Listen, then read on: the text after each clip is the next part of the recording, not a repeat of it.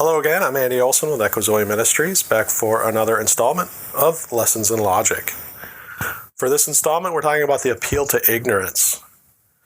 Now, the appeal to ignorance is sometimes also referred to as an argument from incredulity, and it bases itself on a lack of contrary evidence. It's also very important to point out that this one assumes at its basis a false dichotomy.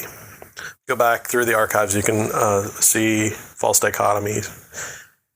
It posits that since you can't prove something false, it must therefore be true, or vice versa.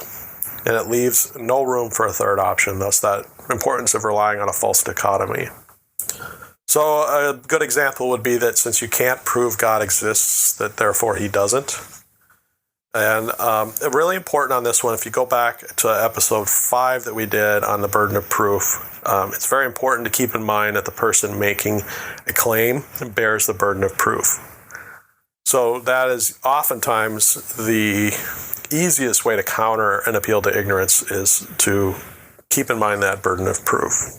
But again, what's important here is that just because you can't prove something doesn't mean that it's therefore disproven, and because you can't disprove something doesn't mean that it's therefore proven.